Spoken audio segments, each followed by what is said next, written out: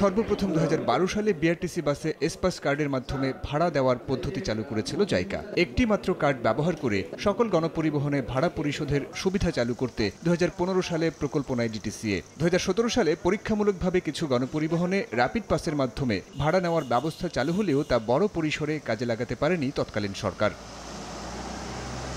2018 সালে rapid pass চালুর আনুষ্ঠানিক ঘোষণা এলেও করোনা মহামারী সহ নানা সীমাবদ্ধতায় তা ভেস্তে যায়। এরপর 2022 সালে নেওয়া প্রকল্প আলোর মুখ দেখে চলতি বছরের জুলাইয়ে। প্রচারণার অভাবে বর্তমানে গণপরিবহনে র্যাপিড পাস ব্যবহারকারীর সংখ্যা হাতে গোনা। যখন আপনি টপ আপ করবেন, টাকা ভরাবেন, এটা সব জায়গায় অ্যাক্সেস নেই, সব এনাদের বুথে অনেক সময় পাওয়া যায় না। একটা কার্ডে যদি আমরা সব নাগরিক সুবিধা পাইতাম তাহলে সবাই তো নিতে যাবে, কেন যাবে না? র্যাপিড পাসটা ইউনিভার্সাল হোক, এক কার্ডে সবকিছু করতে হলে তো সবচেয়ে বেস্ট ভালো হয়। সব সুবিধা একটাতেই হলে এটা সুবিধা হবে।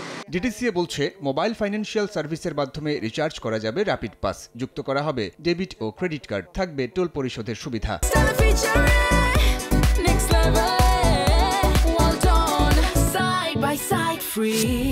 রিসেন্টলি আমরা সনির সাথে একটা মিটিং করেছি।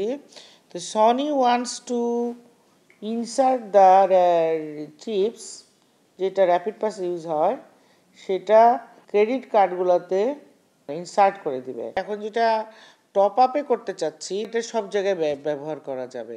পরিবহন ও যোগাযোগ বিশেষজ্ঞরা বলছেন, নাগরিকের তথ্য নিরাপদ রেখে র্যাপিড পাস সফলভাবে চালু করা গেলে ব্যবহারকারী ও সরকার দুপক্ষই লাভবান হবেন। পরিবহন শুধু না, অন্যান্য নগর সুবিধার জন্য যেখানে যেখানেই পে করতে হয়, তার যদি ন্যাশনাল আইডির কার্ডের মতন একটা কার্ড থাকে তাহলেই কিন্তু সরকারের টাকা পেতেও কোনো অসুবিধা হবে না, জনগণও কিন্তু সুবিধাটা সিমলেসলি পেয়ে যাবে। খেয়াল রাখতে হবে যাতে সিকিউরিটি ব্রিচ না হয়, হ্যাকিং হতে পারে, সিস্টেমটা ব্লকেজ হতে পারে, সেগুলো খেয়াল রাখতে হবে। গণপরিবহনে একীভূত টিকিটিং সিস্টেম বাস্তবায়নে 2022 সালে নেওয়া ক্লিয়ারিং হাউস প্রকল্পের ফেজ 2 এর মেয়াদ শেষ হয়েছে এবছরের জুলাইয়ে। নিজ তত্ত্বাবধানে বাকি কাজ শেষ করতে ডিটিসি এর দেয়া 2 বছর সময় বাড়ানোর প্রস্তাবে 6 মাস অনুমোদন দিয়েছে মন্ত্রণালয়।